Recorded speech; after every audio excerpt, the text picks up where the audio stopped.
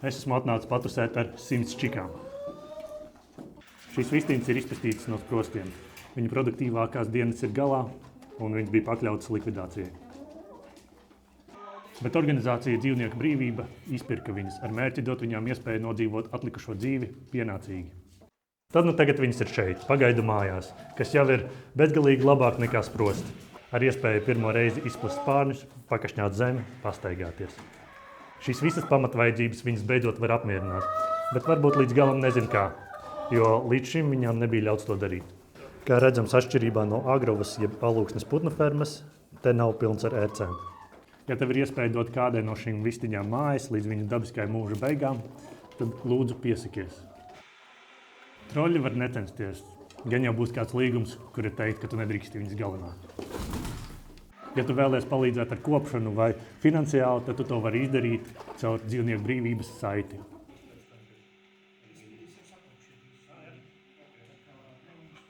Cik ilgi var dabiski nodzīvot vistu? Līdz 15 gadiem. Un cik ilgi ļaudzudējai vistām dzīvot? Līdz 1,5 gadam. Un broileru vistām? Līdz 40 dienām. Un puikām cālīšiem? 1 dienu. Un kā tu jūties par šiem faktiem? Ļoti nērti. Ļoti labi.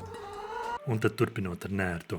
Diez vai jūs ievērojāt, ka es iesāku šo video ar viņu produktīvākās dienas ir galā, un viņas bija pakļautas likvidācijai. Principā es apzināti izmantoju industrijai līdzīgu valodu. Sāksim ar likvidēšanai.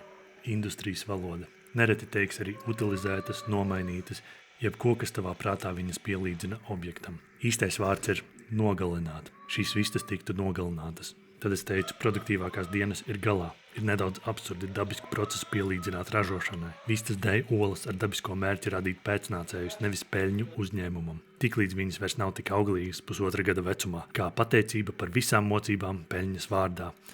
Viņas tiek nogalinātas. Vistas var nodzīvot līdz 15 gadiem, dažreiz pat ilgāk. Viņas tiek nogalinātas ļoti jaunas, tāpēc, ka uzņēmumam viņas vairs nerūp. Uzņēmumam viņas vairs nav tik ienesīgas. Un viņi apgalvos, ka mīl savas vistiņas. Bet nē, viņi mīl, ko vistas viņiem dod. Naudu. Un tiklīdz viņas vairs nedod to tik lielā daudzumā, bez pārdzīvojumiem, nogalina un nomaina pret jaunām. Un vardarbības cikls turpinās.